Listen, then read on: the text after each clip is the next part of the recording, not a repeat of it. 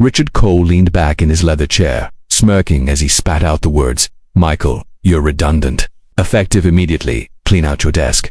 12 years of loyalty reduced to one cruel sentence. The humiliation burned like acid. I stood frozen, throat tight, as a security guard tapped my shoulder.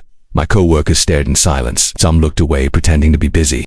Others whispered, "Betrayed, discarded, powerless." Or so they thought, because what they didn't know was that the fight was only beginning. That smug smirk Richard wore when he thought he'd destroyed me one day, he'd wear it for the last time. And it wouldn't be me walking out defeated, it would be him, in front of a judge, stripped of every ounce of power he thought made him untouchable. Before I tell you how I went from humiliated to victorious, subscribe to Lawful Payback. Tell me in the comments where you're watching from. My name is Michael Turner. I'm 39 years old, from Indianapolis, Indiana. For 12 years, I worked as a warehouse supervisor at Midland Freight Services, a logistics company that prided itself on efficiency and family values. There was nothing glamorous about what I did. My hands were calloused, my back ached most nights, and the air in the warehouse was thick with diesel fumes and sweat. But it was honest work. I was the guy who unlocked the gates before sunrise, the one who stayed late to make sure every last crate got loaded. I was the one management called when things went wrong. Holidays, weekends, storms, it didn't matter. Complaint? Never missed a shift. I did it for my family. My wife, Laura, was recovering from a long illness, and her medical bills alone could choke an ox. We had 2 kids, Sophie 11, bright as a spark, and Ethan, 8, who wanted to be a pilot. We weren't living lavishly, but we were surviving. Barely. Then one morning, Richard Cole, our new operations manager, fresh out of some MBA program, decided to make cost-cutting his legacy. Overnight, my steady world began to crumble. I didn't know it yet, but that was the day my faith in loyalty and in fairness would die. The first blow came quietly. Wrapped in corporate language, Richard gathered everyone for a meeting. We're restructuring the overtime policy, he announced. More efficient scheduling, less waste. Less waste meant fewer hours. For me, it meant losing the overtime that had kept us afloat. I went from 60-hour weeks to barely 40. They started clocking us out early, even if trucks were still halfway unloaded. When I protested, HR smiled and shrugged. "Michael, you need to understand," they said. "We're streamlining my paycheck. More like it soon." The bills stacked up like bricks around my chest. Mortgage late fees, Sophie's tuition notice, Laura's prescriptions. I started skipping meals so my kids wouldn't notice when dinner portions got smaller. The worst part wasn't hunger, it was humiliation. Watching Laura try to smile through worry. Seeing Ethan ask if Santal was taking a break this year. I pawned my tools, sold my second car, anything to keep the lights on. Then Richard started making it personal. He'd walk by and say, "Still here, Turner? Didn't think you'd last this long." One afternoon he called me into his office, pretending to offer advice. "You're a hard-working guy, Michael, but this business is about performance. Maybe you've peaked." I stared at him, realizing he didn't just want me gone, he wanted to break me. And the thing about a man who's already broken, he stops being afraid. So when I was called in one final time and told you're redundant, I didn't argue. I just nodded, packed my things, and left quietly. But fate has a funny way of hiding miracles inside misery, because buried in that warehouse was the weapon that would end Richard Cole's career. That night, I stayed late to clear out my locker. Most people would have left, angry and defeated, but I couldn't bring myself to walk away yet. That warehouse had been my second home. As I opened the bottom drawer of an old filing cabinet, I found a binder covered in dust labeled payroll, adjustments 2018 to 2022. Curiosity, or maybe desperation, made me open it. I started flipping through pages, scanning rows of numbers. Something caught my eye. My time cards showed 62 hours one week, but the pay stub for that week listed only 48. I checked another. 58 hours logged, paid for 44. I pulled out more sheets. Same pattern. Week after week, thousands of dollars missing.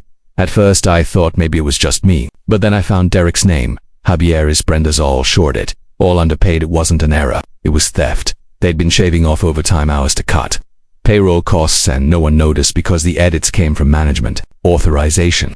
Richard Cole's signature was right there on the approval lines. My heart raced. The room felt smaller, hotter.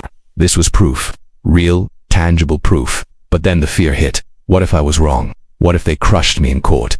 Corporations like Midland Freight had entire armies of lawyers on speed dial still. I thought of Laura sitting at the kitchen table, juggling bills, whispering apologies to the kids for things beyond her control. And suddenly, my fear turned into fire. They thought I was powerless. They were wrong. I tucked that binder under my arm, walked out of the warehouse for the last time, and swore to myself I'm not done yet. The next morning I found myself outside a small law office downtown. The sign read Hayes and Marshall Employment, Law. Inside, A woman in her 40s with sharp eyes and coffee in hand greeted me. "Samantha Hayes," she said. "What can I do for you?" I handed her the binder. She flipped through the pages, her brow tightening. After 10 minutes, she looked up. "Mr. Turner, this isn't just unpaid overtime.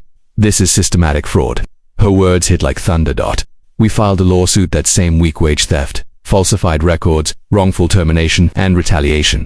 And that's when the company's wolves came out. The legal team called me a liar, a bitter ex-employee trying to extort money. They painted Richard Cole as a dedicated manager victimized by a disgruntled worker. Social media trolls piled on. My phone rang non-stop with blocked numbers. One night, someone slashed my tires. Laura begged me to stop. Even my brother said, "Mike, you can't win. They'll bury you in paperwork." But every time I felt doubt creeping in, I thought about those stolen hours, years of sweat and sacrifice erased with a few keystrokes, so I pressed on. At the preliminary hearing, the judge barely glanced at me. It felt hopeless, like screaming into the wind. Then Samantha leaned over and whispered, "Let them underestimate us." And that's exactly what they did. The trial began 6 months later. Walking into that courtroom felt like walking into a firing squad. Richard Cole sat across the room, smug in his custom suit, whispering jokes to his lawyer. When he testified, he said Michael Turner was unreliable, often left early, and exaggerated his hours. We let him go for performance reasons. Their lawyers attacked like sharks, twisting my statements, cherry-picking details, trying to make me look confused. For a moment, I thought it was over, until Derek, my old coworker, walked in. He raised his right hand and testified, "Management told us to clock out and keep working. They said it was to help the company stay profitable." The courtroom gasped, but Richard still smirked until Samantha stood up with a printed email thread. In bold letters, Richard Cole had written, "Cut overtime hours from the system. We can't afford to pay these guys for every minute they stand around." The judge slammed his gavel so hard the sound echoed through the room. Midland Freight's defense collapsed overnight. The jury deliberated less than 2 hours. Verdict: guilty for wage theft, fraud, and retaliatory termination. And for the first time, Richard's smirk was gone. The judgment wasn't just financial, it was moral. The court ordered Midland Freight to pay restitution to every affected employee. For me, it came to nearly $500,000 in back pay and damages. That check meant I could save our home, pay off Laura's hospital bills, send Sophie to the art school she'd dreamed of. When I stepped outside the courthouse, reporters swarmed, cameras flashed, but I didn't care about fame. I cared that the truth had finally won. Richard Cole was later barred from working in logistics. His name became synonymous with corporate greed. A year later, I used part of the settlement to start my own delivery business, more honest and fair. I made one rule that every employee still knows by heart: you earn every dollar you work for. As Laura and I walked hand in hand to our truck that day, she whispered, "You did it." And I smiled. One careless lie destroyed them, the truth saved me. If you believe that no lie stays buried forever, subscribe to Lawful Payback. The next story will leave you stunned.